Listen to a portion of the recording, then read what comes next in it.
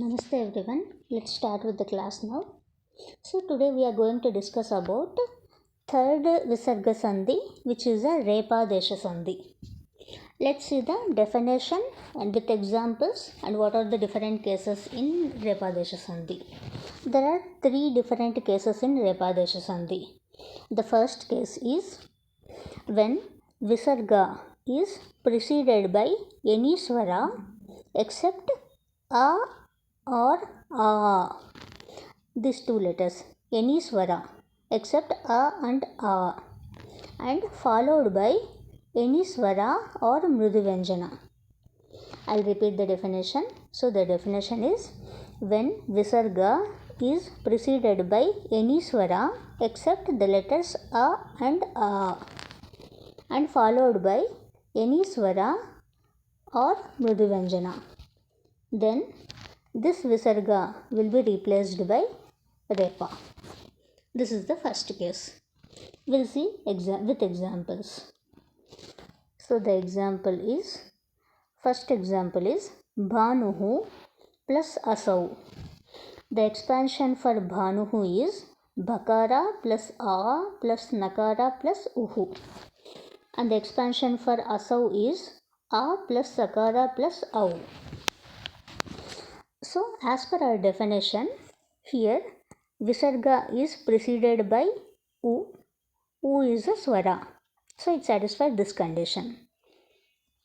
And it should be followed by any swara or mruduvanjana. Here it is followed by the letter A. So it satisfied both conditions. Now the replacement is Visarga will be replaced by Repa. And all the other letters remain as it is. So finally Bhanuhu plus Asau became Bhanurasau. The extra Repa came here because Visarga is missing. Visarga is replaced by Repa. So finally with this form we wrote Bhanurasau. This is the first example. We'll see one more example. The second example is Munihi plus Iti. The expansion for Munihi is Makara plus U plus Nakara plus Ihi. And the expansion for Iti is E plus Takara plus E. Now as per our definition, here Visarga is preceded by a swara and followed by a swara. So it satisfied both conditions. So Visarga will be replaced by Repa. And all the other letters remain as it is. So finally Munihi plus Iti became Muniriti. Extra Repa came, Visarga is missing. Visarga is replaced by Repa. That's it. So this is the first case. Before moving to the second case, we'll repeat the first case definition. So the first case is when Visarga is preceded by any swara except the letters A or A and followed by any swara or mruduvanjana. Then this Visarga will be replaced by Repa. This is the first case and we have seen with examples. Now we'll move to the second case. The second case is when Visarga is preceded by an avyaya. Avyaya means avyayas are indeclinable words. Indeclinable words means which don't change and which don't have any forms. These words don't change at all and these words don't have many forms. For example, cha, api, punaha. These are the examples. So our definition says the second case is when Visarga is preceded by an avyaya and followed by any swara or mruduvanjana. Then Visarga will be replaced by Repa. Just like the first condition only, the only change is avyaya came here. There it was any swara except a or a. Here it is preceded by avyaya. So let's see with example. Punaha plus atra. Here punaha is an avyaya. See here I have given 3 examples, right? Cha, api, punaha. These are avyayas. So here in this example punaha plus atra is there. First let's expand punaha. Pakara plus u plus nakara plus aha. And the expansion for atra is a plus takara plus repa plus a.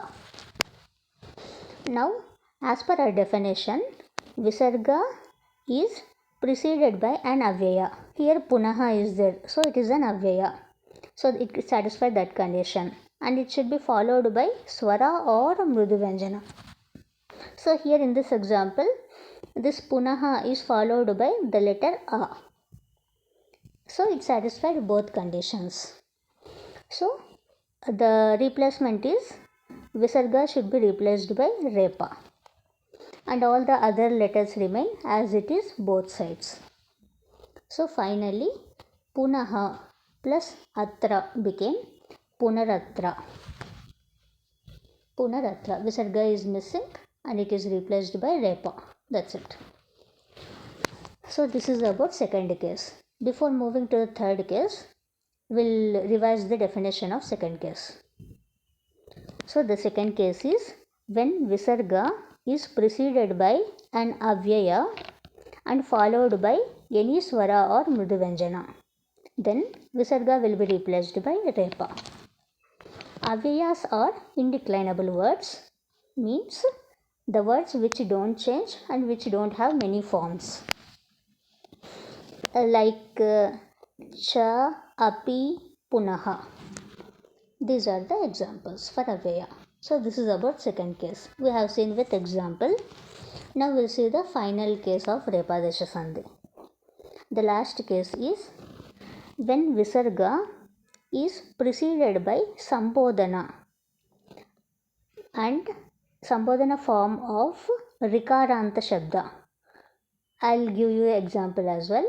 When visarga is preceded by sambodhana form of rikaranta shabda, rikaranta shabda, and followed by any swara or mridu vyanjana, then visarga will be replaced by repa.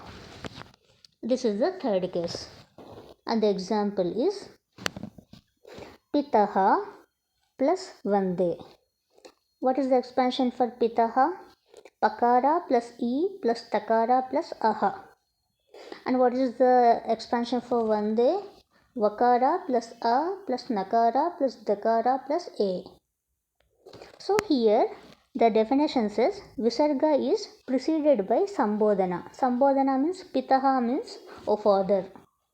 That is the sambodhana. We are what do we say? Sambodhana. It's like okay, we are calling that O father. We will call like that, right? This is the sambodhana. So here visarga is preceded by sambodhana form of rikaranta shabda. Rikaranta shabda, and here pitaha is a pitru shabda. If you have seen the Shabda Manjari, the Sanskrit grammar book, so pitaha, just go and watch that pitru shabda. Pitaha is the form of pitru shabda. It is one of the form of pitru shabda. So when this visarga is preceded by sambodhana form of rikaranta shabda, here pitaha is a form of pitru shabda. So it satisfied that condition, and followed by swara or mridu vyanjana. Here it is followed by vakara. Vakara is a mridu vyanjana. So finally the replacement is this visarga will be replaced by repa, and all the other letters remain as it is on both sides. So finally this pitaha plus vande became pitar vande. This repa came additionally and visarga is missing. Why? Because visarga is replaced by repa. So I'll repeat this definition once again. So the definition of third case is when Visarga is preceded by Sambodhana form of Rikaranta Shabda and followed by Swara or Mrudu Vyanjana, then this Visarga will be replaced by Repa, and we have seen with example. So these are the three cases of the Rephadesha Sandhi, which is a third Visarga Sandhi. So we are done with the class now. So in the next class, we will discuss about fourth Visarga Sandhi. Thank you all for joining. I'll close this class now.